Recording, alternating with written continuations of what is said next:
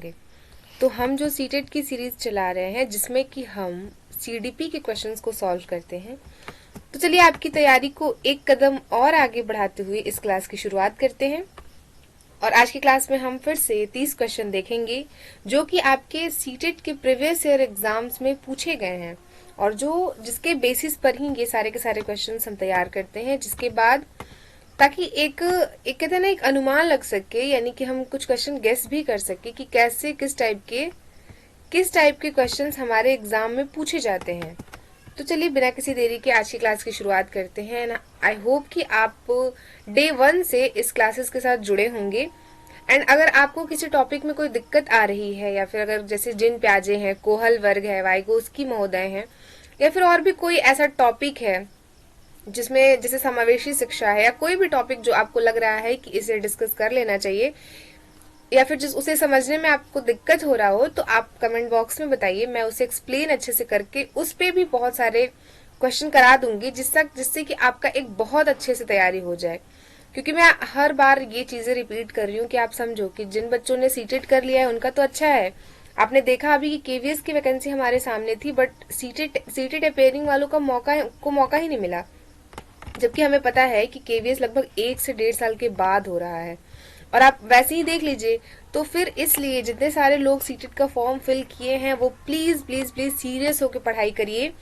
और आप सीडीपी को इतने हल्के में मत लीजिए, क्योंकि मैं हमेशा कहती हूँ कि आपको पता है कि आपका एग्जाम भले ही आपको 90 नंबर लाकर पास करना होता है और आपको दिखता है कि आपका सीडीपी सिर्फ 30 नंबर का है, बट जरा समझ के देखिए, अगर आप 1 to 5 मतलब आप फर्स्ट पेपर दे रहे हो या सेकंड पेपर दे रहे हो, आप समझो ना कि जब आप अगर एसएसटी में भी अगर आप 60 क्वेश्चन दे रहे हो तो उसमें से 30 क्वेश्चन आपके हिस्ट्री, ज्योग्राफी एंड पॉलिटी से पूछा जाएगा।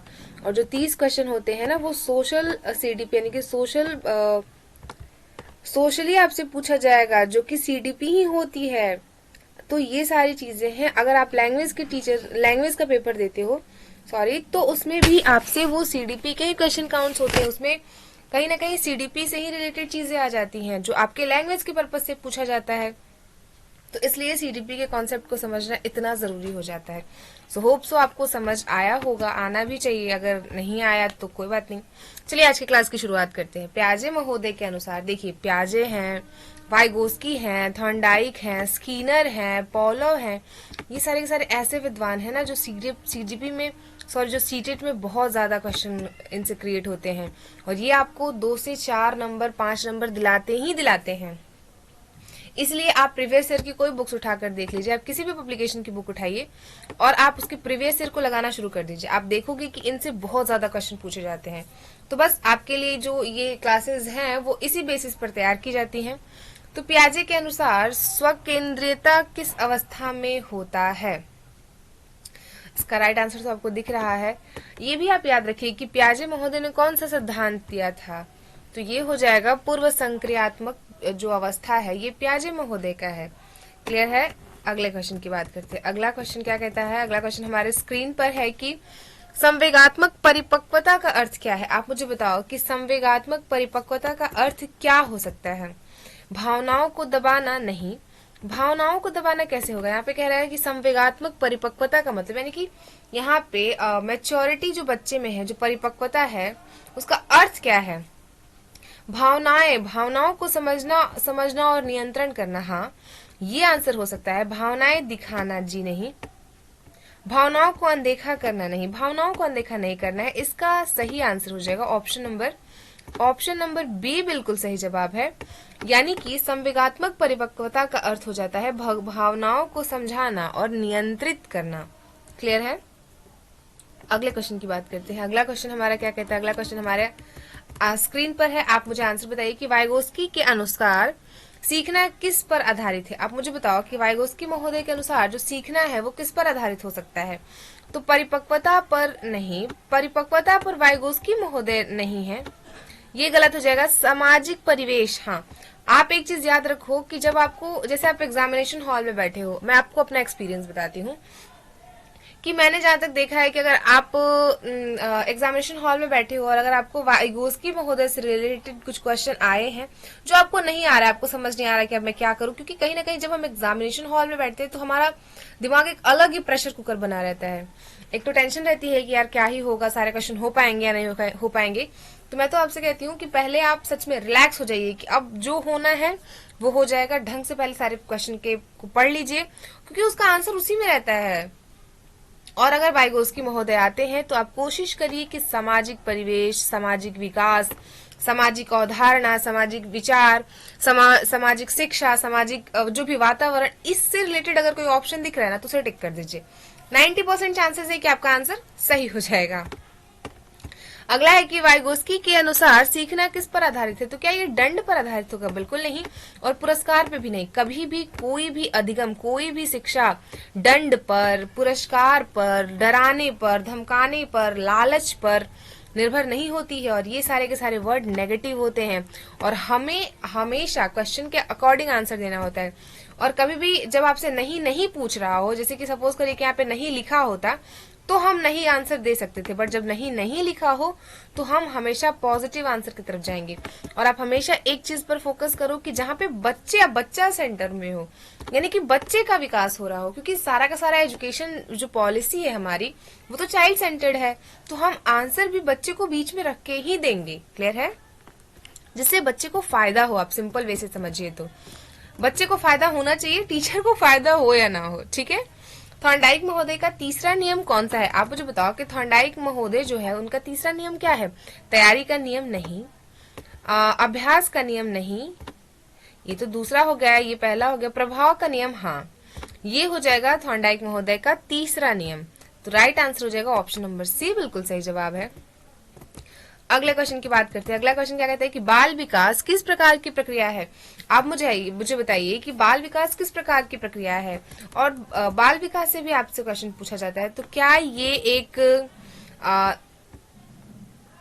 अविरत प्रक्रिया है? देखिए यहाँ पे असंगत प्रक्रिया नहीं है, स्थिर प्रक्रिया भी नहीं है, रुक रुक कर चलने वाली भी नहीं है। यहाँ पे अविरत का मतलब हो गया लगातार चलने वाली, यानी कि लगातार विकास जो है, बालक का विकास जो है वो लगातार चलने वाली प्रक्रिया है, क्रमबद्ध चलने वाली प्रक्रिया है। विकास आपका जो है, विकास कह लीजिए, ये कब्र से लेकर के, यानी कि गर्भ से लेकर के कब्र तक होने वाली प्रक्रिया है। इसलिए इसका राइट आंसर हो जाएगा ऑप्शन नंबर ए, बिल्कुल सही जवाब। विद्यालय आयु किसे कहते हैं? आप मुझे बताओ कि इसमें से विद्यालय आयु किसे कह देंगे? आप क्या इसमें से 2 से 5 वर्ष की जो उम्र है उसे हम विद्यालय आयु कहते हैं? नहीं, इस समय तो बच्चा, अभी तो फिलहाल हमारी एजुकेशन पॉलिसी थोड़ी चेंज हुई है, जिसमें कि हमने 5-3-3-5-5 करके वो चीजें एक्सेप्ट कर ली है। बट इस एज में आप देखोगे ना, तो अगर हम अपने प्रीवियस एजुकेशन सिस्टम को उठाकर देखें, यानी उनकी पॉलिसीज को देखें, तो इस एज में बच्चा मैक्सिमम आंगनबाड़ी में होता था। और ये जो एज है, यानी कि 6 से 11 वर्ष की उम्र, हम इसे स्कूल एज कहते हैं, क्योंकि इस एज में ही बच्चा प्रॉपर स्कूल में जाता है। उससे पहले बच्चा प्ले स्कूल में जाएगा या आंगनबाड़ी में चला जाएगा। तो ये हो जाएगा इसका सही आंसर। और 11 से 18 वर्ष नहीं, 0 से 2 वर्ष, तो 2 वर्ष के बच्चे कहाँ जाएंगे पढ़ने के लिए? तो इसका तो राइट आंसर आप लगा सकते हो, क्योंकि 0 से 2 वर्ष तो शैशवावस्था हो जाएगा। और इस अवस्था में बच्चा कहाँ जाएगा सीखने के लिए? सीखने तो तब जाएगा ना जब उसे थोड़ा थोड़ा बोलने आ जाए, समझने आ जाए, बैठने आ जाए। तो ये सही एज हो जाएगी 6 से 11 या 6 से 12 भी हो तो चलेगा। क्लियर? कौन सा विकास सबसे पहले होता है? आप मुझे बताइए कि इसमें से कौन सा ऑप्शन सही हो जाएगा। कौन सा विकास सबसे पहले होगा? भाषा का विकास, भावनात्मक विकास, शारीरिक विकास, या फिर मानसिक विकास? अब मैं आपसे पूछती हूँ कि आप समझो कि किसी बच्चे का जन्म हुआ तो सबसे पहले बच्चे में क्या विकास होगा? आप देखोगे कि जब बच्चा जन्म लिया, यानी कि अगर मैं काउंट करूं तो बच्चा माता के गर्भ से जब निकला, तो सपोज करिए कि उसकी वो 0 मतलब उसकी उम्र जो है वो अभी 2 दिन का बच्चा है, तो आप 10 दिन बाद, 1 महीने बाद क्या देखोगे? उस बच्चे में किस चीज का विकास हो रहा है? हम देखेंगे कि बच्चे का शारीरिक विकास पहले हो रहा है, यानी कि वो बच्चा धीरे धीरे धीरे धीरे उसका शारीरिक ग्रोथ हो रहा है।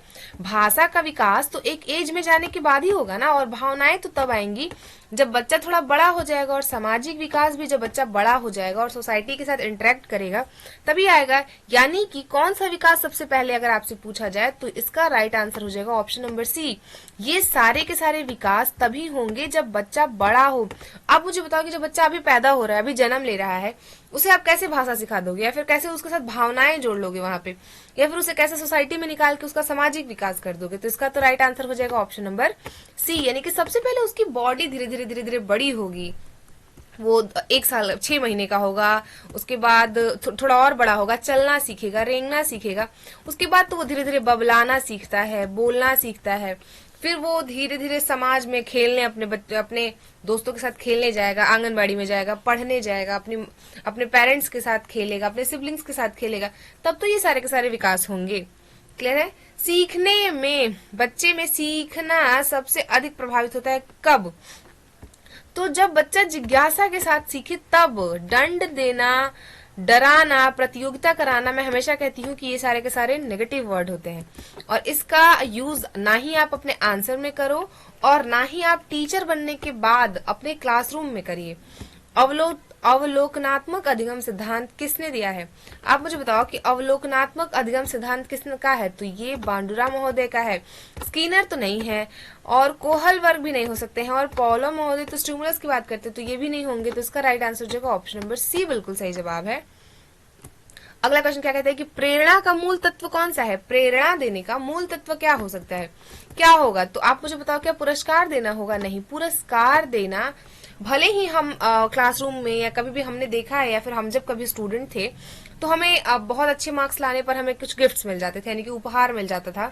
तो ये सारी की सारी चीजें ना आप टीचिंग मेथड में अगर आप आंसर करते हो या फिर यूज करते हो तो कहीं ना कहीं ये नेगेटिव साउंड करता है, यानी कि हम बच्चों को सिर्फ पुरस्कार के लिए, लालच के लिए नहीं पढ़ा सकते हैं ना ही हम उन्हें दंड दे सकते हैं।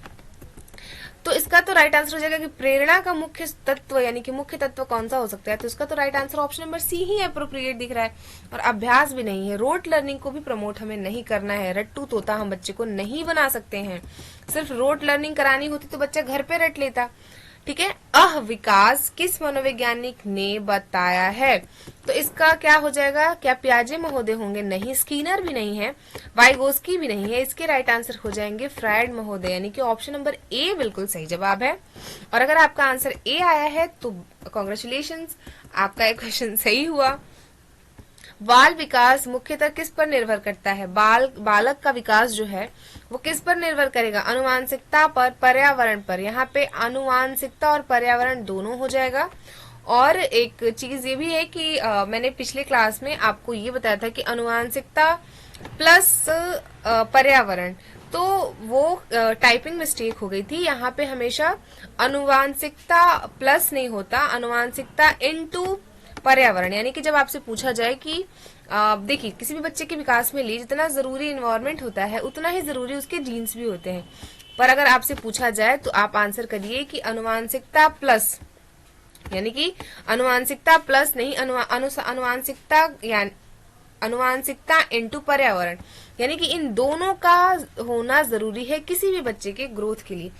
तो आप अगर मेरी वीडियोस को कंटिन्यू देख रहे होंगे तो आपको बहुत अच्छे से पता होगा और बहुत अच्छे से आप अपने क्वेश्चन आंसर्स को क्लियर कर रहे होंगे और अपना सीटेट क्लियर करने की पूरी तैयारी के साथ इस बार आपको बहुत अच्छे खासे नंबर लाने, ताकि आप देखिए कि आप आगे बहुत सारी वैकेंसी है जो आपका वेट कर रही हैं। और ट्रस्ट में इसके बाद सीटेट ऐसा होगा भी नहीं, उसका पैटर्न भी बदलेगा। तो और मे भी जो थर्ड पेपर की बात हो रही है वो भी आ जाए, तो इससे पहले कोई लोचा हो आप क्लियर कर लीजिए फटाफट। कौन सा मूल्यांकन सीखने को सुधारने के लिए किया जाता है? तो कौन सा मूल्यांकन ऐसा है जो सीखने को सुधारने के लिए किया जाता है? क्या वो आकलनात्मक है, समेटिव मूल्यांकन है या फॉर्मेटिव है? नहीं, समेटिव तो नहीं है। कौन सा मूल्यांकन सीखने के लिए किया जाता है? ये फॉर्मेटिव है, सीखने के लिए नहीं। और यहाँ पे व्यापक और बाहरी तो गलत ही है। तो इसका राइट आंसर हो जाएगा ऑप्शन नंबर बी बिल्कुल सही जवाब है, यानी कि 13 का बी हो जाएगा। अभिप्रेरणा किससे संबंधित है? तो अभिप्रेरणा किससे संबंधित होगा? क्या व्यवहार से होगा? नहीं। इच्छा या उद्देश्य से नहीं। अभिप्रेरणा मतलब मोटिवेशन किससे हो सकता है? एक सेकंड इच्छा या उद्देश्य से ही तो होगा। मोटिवेशन आपको सीटेड पास करना है, तो ये क्या है? ये आपकी इच्छा है, ये आपका गोल है, ये आपको करना ही करना है। तो ये क्या हो गई? इसके लिए आप प्रेरणा ले रहे हो ना कहीं से क्लासेस कर रहे हो, पढ़ रहे हो, चीजों को एनालाइज कर रहे हो। तो इसका राइट आंसर हो जाएगा ऑप्शन नंबर बी बिल्कुल सही जवाब है। यानी कि जो प्रेरणा है वो हमारे कहीं ना कहीं हमारे इंटरेस्ट से ही तो संबंधित है। बाल अपराध क्यों बढ़ता है? बाल अपराध क्यों बढ़ता है? आप मुझे बताओ क्यों बढ़ेगा? तो यहाँ पे अपराध बोध से नहीं, कहीं ना कहीं नहीं। अच्छा वातावरण भी ना मिलना ठीक है। अनुमानसिकता से कोई भी बच्चा बालपन से ही तो अपराधी नहीं होता ना, तो हम उसे ये तो नहीं कह सकते कि उसका अनुवांशिकता ऐसा हो। हाँ देखिए, यहाँ पे वातावरण हो सकता है कि उसे एक ऐसा सराउंडिंग मिला हो जिस वजह से वो बिगड़ गया हो, जिस वजह से वो गलत संगति में चला गया हो। लेकिन जब आप आंसर करोगे ना, तो आपको यहाँ पे करना है ऑप्शन नंबर ए, यानी कि प्रेम की कमी। हम ये नहीं कह सकते हैं कि बच्चा मतलब अपराध बोध था या फिर उसे अच्छा एनवायरमेंट नहीं मिला, उसका सराउंडिंग गलत था, नहीं। ये आंसर भी इसका गलत साउंड हो जाएगा। तो आप आंसर करोगे कि बच्चे को प्रेम नहीं मिला ना, एक सही गाइडलाइंस नहीं मिली, बच्चा सही से सीख नहीं पाया। तो ये इसका राइट आंसर हो जाएगा, ना कि वो होगा। होप सो आपको क्लियर हुआ। तो एक सेकेंड, हाँ, तो इसका राइट आंसर हो गया ये। एक मिनट, कौन सा क्वेश्चन था? तो यहाँ पे हो जाएगा प्रेम की कमी, यानी कि ऑप्शन नंबर ए बिल्कुल सही जवाब है। अगला क्वेश्चन देखिए, अगला क्वेश्चन क्या कहता है? कौन सा सीखने का सिद्धांत परीक्षण त्रुटि पर आधारित है? तो कौन सा सिद्धांत है आप मुझे बताओ, और वो सिद्धांत किनका है? तो वो थॉर्नडाइक महोदय का है। इसका राइट आंसर हो जाएगा ऑप्शन नंबर ए बिल्कुल सही जवाब है। क्लियर? अगले क्वेश्चन की बात करते हैं। अगला क्वेश्चन हमारा क्या कहता है कि भाषा सीखने में सबसे महत्वपूर्ण है। भाषा सीखने में सबसे महत्वपूर्ण क्या हो सकता है? तो आप मुझे बताओ कि क्या एक मिनट, यहाँ पे देखिए, यहाँ पे भी टाइपिंग मिस्टेक हुआ है। इसका पर्यावरण ही भाषा सीखने में सबसे महत्वपूर्ण पर्यावरण भी है, शब्द याद करना भी है, दबाव तो नहीं होगा किसी भी एंगल से। यहाँ पे व्याकरण इसका राइट आंसर हो जाएगा, इसको आप ठीक करिए। इसका राइट आंसर है ऑप्शन नंबर ए, भाषा सीखने में व्याकरण की बहुत अधिक भूमिका होती है, यानी कि ऑप्शन नंबर ए इसका बिल्कुल सही हो जाएगा। रचनावादी दृष्टिकोण का मुख्य उद्देश्य क्या है? तो रचनावादी यानी कि कंस्ट्रक्टिज्म जो नेचर होता है, जो उसका मुख्य उद्देश्य क्या है? तो क्या है? रटना नहीं, रट्टू तोता हम बच्चे को नहीं बना सकते हैं, रोड लर्निंग नहीं कर सकते हैं, दंड देना कैसे हो जाएगा, मौखिक याद करना क्यों बच्चा है, यहाँ पे हो जाएगा अर्थपूर्ण सिखाना, यानी कि हम जो सिखा रहे हैं उसका कोई बेनिफिट तो निकले, बच्चा कुछ सीखे। तो सिर्फ आप पढ़ाए जा रहे हो, उसका क्या मतलब हुआ? सिर्फ वो रट के याद करके चलाया, उसने अपना सेंस तो लगाया ही नहीं, क्रिएटिविटी तो उसकी आई ही नहीं उसके अंदर। तो फिर इसलिए हमें मूल्यांकन यानी कि रचनावादी शिक्षा पर हमेशा ध्यान देना होता है। मूल्यांकन का पहला चरण क्या होता है? आप मुझे बताओ, मूल्यांकन करने का पहला चरण क्या होगा? अंक देना नहीं। पहले हम मूल्यांकन करेंगे तो पहले ही अंक दे देंगे, तो फिर मूल्यांकन किस चीज का करेंगे? परिणाम घोषित करना नहीं। परिणाम तो आप तब करोगे ना जब आपने असेसमेंट कर लिया हो ओवरऑल। उद्देश्य का निर्धारण, रिपोर्ट कार्ड भी हम लास्ट में बनाएंगे। इसका राइट आंसर हो जाएगा ऑप्शन नंबर सी बिल्कुल सही जवाब है। पहले हम उद्देश्य का निर्धारण तो करें, फिर तो उसके परिणाम घोषित करेंगे, अंक देंगे और रिपोर्ट कार्ड बनाएंगे। क्लियर है? चलिए अगले क्वेश्चन की बात करते हैं। अगला क्वेश्चन हमारा क्या कहता है कि विकास का कौन सा सिद्धांत सही है? आप मुझे बताओ इसमें से कौन सा सिद्धांत सही होगा विकास का? क्या विकास रुक जाता है? नहीं। क्या विकास आयु के साथ घट जाता है? नहीं भाई। विकास क्रमिक प्रक्रिया है, हाँ ये सही होगा। विकास जो है वो एक क्रमिक प्रक्रिया है, यानी कि क्रमबद्ध चलने वाली प्रक्रिया है और वो कभी भी रुकती नहीं है। क्लियर है? तो इसका राइट आंसर हो जाएगा ऑप्शन नंबर सी बिल्कुल सही जवाब है। वही शिक्षण, सीखने की प्रक्रिया में शिक्षक की भूमिका क्या होती है? आप मुझे बताओ कि एक टीचर की भूमिका क्या होती है? क्या वो नियंत्रक होता है? नहीं, आप एक नियंत्रक नहीं हो। दंड देने वाला? जी बिल्कुल भी नहीं। आदेश देने वाला? कभी नहीं। आपका राइट आंसर होना चाहिए मार्गदर्शक। एक शिक्षक जो है वो मार्गदर्शक का काम करता है। अब वो जमाना नहीं रहा जब आप ऐसे डंडा उठाए और बच्चे को पीट दिए। और किसी भी एज में बच्चों को नहीं पीटना चाहिए, वो चाहे कोई भी टाइम पीरियड क्यों ना हो, क्योंकि बच्चा है, आप उसे पीट दोगे तो फिर वो डर जाएगा और आपसे कभी क्वेश्चन ही नहीं करेगा। तो ये तो शिक्षा का सही अर्थ नहीं हुआ ना। तो हम बच्चे के मार्गदर्शक हैं, हम उन्हें समझाएंगे, सिखाएंगे, उनके साथ एक होता ना फ्रेंडली नेचर रखेंगे कि कोई बात नहीं बेटा, बताओ क्या दिक्कत है, क्या नहीं समझ आ रहा है, तुम मुझसे आके पूछो, तुम मुझसे एक्स्ट्रा क्लासेस ले लो, पर तुम पढ़ो। लास्ट में यही कहना है कि तुम पढ़ो। किशोरावस्था में कौन सी समस्या अधिक दिखती है? आप मुझे बताओ कि जब बच्चा किशोरावस्था में होता है, एडोलसेंस पीरियड में, बच्चे के अंदर सबसे अधिक आपको क्या दिखेगा? क्या जिद करता है? हाँ, जिद तो करेगा, बट उसमें बच्चा कहीं ना कहीं खोया खोया भी रहता है। तो अवसाद जो है ना, मतलब एक हीरो वर्शिप कह लीजिए, या फिर तूफान, आधी तूफान चल रही है बच्चे के मन में, इस समय वो दुनिया बदलने निकल सकता है, वो किसी भी चीज को चेंज कर सकता है, हमेशा सोसाइटी के अगेंस्ट खड़ा होके वो सारी की सारी चीजों को चेंज करने निकल जाता है। इस समय जो जैसे कोई रूल है ना, कोई रेगुलेशन अगर आप उस पर लगाओगे तो उसे वो ब्रेक करने की कोशिश करेगा फटाफट। तो ये अवस्था हो जाती है तूफान की अवस्था है, ये संवेगात्मक की अवस्था है, ये हीरो वर्शिप की अवस्था है, क्योंकि इस समय वो चाहे कोई भी जेंडर हो, उसमें उनके शारीरिक, मानसिक, संवेगात्मक, भावात्मक बहुत सारी चीजों में चेंजेस आता रहता है। क्लियर है? सामाजिकता का विकास कहाँ होता है? आप मुझे बताओ कि सामाजिकता का विकास बच्चे में कहाँ होगा? तो ये जो परिवार है और विद्यालय है, ये दोनों के दोनों सही हो जाएंगे, क्योंकि बच्चा सामाजिकता का विकास परिवार और विद्यालय दोनों में सीखता है। तो इसका राइट आंसर हो जाएगा ऑप्शन नंबर सी। व्यक्तित्व क्या है? आप मुझे बताओ कि व्यक्तित्व क्या हो सकता है? बाहरी रूप, केवल व्यवहार नहीं। देखिए, जब भी केवल आए ना, केवल नहीं हो सकता है, बाहरी रूप भी नहीं हो सकता बच्चे का व्यक्तित्व। देखिए, यहाँ पे राइट आंसर हो जाएगा गुण प्लस व्यवहार प्लस सोच, यानी कि व्यक्तित्व का मतलब तो यही हुआ ना। व्यक्तित्व का मतलब मुखौटा होता है, यानी कि आपने कैसा मुखौटा पहना है, तो ये किस पर निर्भर करेगा? आपके गुण पे, आपके व्यवहार पे, आपके सोच पे, कि आप क्या सोचते हो, क्या बोलते हो, क्या करते हो, कैसे दिखते हो, आप किसी चीज को लेके कैसे थॉट्स रखते हो, क्या क्योंकि देखिए, थॉट ही है जो, सोच ही है जो हमें कहीं ना कहीं किसी दूसरे से अलग करती है। सपोज करिए कि आप किसी चीज को लेकर सही सोच रखते हैं, उसके पॉजिटिव फैक्टर्स को देखते हैं, और कोई है जो उस चीज में नेगेटिविटी निकाल के रखता है, हमेशा हमेशा उस चीज को पीछे खींचने की कोशिश करता है।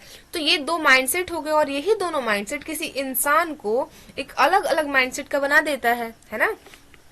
पियाजे की किस अवस्था में बच्चा ठोस वस्तु पर तर्क करना शुरू करता है? अगर आपने पियाजे महोदय के सिद्धांतों को पढ़ा होगा तो आपको पता होगा कि ठोस संक्रियात्मक अवस्था में बच्चा क्या करता है ना, कि ठोस वस्तुओं पर तर्क करना शुरू कर देगा। क्लियर है? आगे देखिए, आत्मसम्मान किससे बढ़ता है? आत्मसम्मान के असम्मान, एक सेकंड, आत्मसम्मान किससे बढ़ेगा? क्या दंड देने से आत्मसम्मान बढ़ जाएगा? कभी नहीं। आलोचना करने से आत्मसम्मान बढ़ जाएगा? नहीं। आप जब प्रशंसा करते हो ना, तो आत्मसम्मान बढ़ता है। किसी की बहुत अच्छी खासी तारीफें कर दीजिए, देखिए उसका आत्मसम्मान कितना बढ़ जाएगा, वो कितना फूल जाएगा इंसान, है ना। चलिए, कक्षा में विविधता को शिक्षक कैसे संभालता है? तो कैसे संभालेगा? सबको समान कार्य देकर? नहीं, ये नहीं हो सकता। व्यक्तिगत अंतर को स्वीकार करके, ये राइट आंसर हो जाएगा। आप सबको समान कार्य कैसे दे दोगे? कमजोर बच्चों को अलग कर दोगे? क्यों भाई? केवल बुद्धिमान बच्चों को पढ़ाओगे? कभी नहीं। इसका राइट आंसर हो जाएगा ऑप्शन नंबर बी, यानी कि हम सारे बच्चों के अंदर जो भी बच्चे हैं, सारे बच्चे, देखिए सारे बच्चे अपने अपने साथ इंडिविजुअली अपने अंदर क्रिएटिविटी लेके आते हैं, प्रॉब्लम्स लेके आते हैं, थॉट्स लेके आते हैं। तो हम क्या करते हैं कि एक अच्छी क्लासरूम वही होती है जहाँ पे एक शिक्षक उन सारे लोगों के कॉन्सेप्ट को समझ के, सारे लोगों के nature, mindset, education level, creativity level, IQ level को समझकर फिर डिसीजन करता है, और फिर एक ऐसे क्लासरूम को, मतलब ऐसे क्लास को क्रिएट करता है जिसमें सारे के सारे बच्चे एक होता है ना, एक फ्लो में आके पढ़े। और जो बच्चे मुख्य धारा से पीछे रह जाते हैं उनको आप एक्स्ट्रा क्लासेस दीजिए, उनके साथ गेट टुगेदर कीजिए, उनको देखिए कि उनको कहाँ प्रॉब्लम आ रही है, उन्हें और कैसे इनहेंस कर सके। ये सारी चीजें हैं। वो किसी और फील्ड में तो अच्छे हैं, फिर आप उन्हें वहां लगा दीजिए, उसे बोलिए कि बेटा आप इस फील्ड को ट्राई करो। तो ये सारी चीजें आप उन्हें क्रिकेट खिलाइए, या कोई खेल खिलाइए, या फिर उनसे सिंगिंग कराइए, डांसिंग कराइए, नाटक कराइए, कुछ भी कराइए, जो जिस चीज में वो बच्चा करना चाहता हो, जो करना चाहता हो, आप उसे उस फील्ड में आगे करिए। क्लियर है? यहाँ पे है कि गर्मा गर्म खेल किसने प्रस्तावित किया था, यानी कि प्ले वे मेथड जो है वो किस विद्वान का था। इसीलिए आप कभी कभी इंग्लिश भी देख लिया कीजिए। तो ये फ्रोवेल महोदय हैं, यही कहते हैं गर्मा गर्म खेल। अगला क्वेश्चन देखिए कि अगला क्वेश्चन क्या कहता है कि शिशु सबसे पहले कौन सा विकास होता है, शिशु में सबसे पहले क्या विकास होगा, तो दृष्टि संबंधित विकास होता है। सबसे पहले बच्चे में दृष्टि संबंधित विकास ही होता है। सीखना सबसे अच्छा तब होता है जब बच्चा डर गया हो, नहीं भाई। शिक्षक चिल्लाए, शिक्षक क्यों इतना चिल्लाएगा। वातावरण सहयोगी हो, हाँ, जब आपने बच्चे को एक अच्छा सराउंडिंग दिया है, जहाँ पे आप अगर कुछ पढ़ा रही हैं या पढ़ा रहे हैं तो बच्चा सीख रहा है, समझ रहा है। आपसे जहाँ उसे नहीं समझ आ रहा है वो क्वेश्चन पूछ रहा है, यानी कि हमारा जो क्लासरूम है वो क्रिएटिव है, चाइल्ड सेंटर्ड है और एक ओरिएंटेड है, यानी कि वहाँ पे क्वेश्चन आंसर्स हो रहे हैं, वहाँ पे बच्चा सीख रहा है, आप सिखा रही हैं, आप उसकी मार्गदर्शक हैं। तो इसका राइट आंसर तो यही हो जाएगा कि हम उसे अच्छा एनवायरनमेंट दे दे सीखने का। इसी के साथ आज की क्लास खत्म हुई और 30 क्वेश्चन आपके कंप्लीट हुए। मैं आशा करती हूँ कि अब आपके अच्छे खासे नंबर आना शुरू हो गए होंगे। सो आप कमेंट बॉक्स में बता सकते हैं कि आपके कितने सही हो रहे हैं और हम मिलेंगे कल की क्लास में। तब तक के लिए गाइस पढ़ते रहिए, स्वस्थ रहिए और मस्त रहिए। Thank you so much. जय हिंद।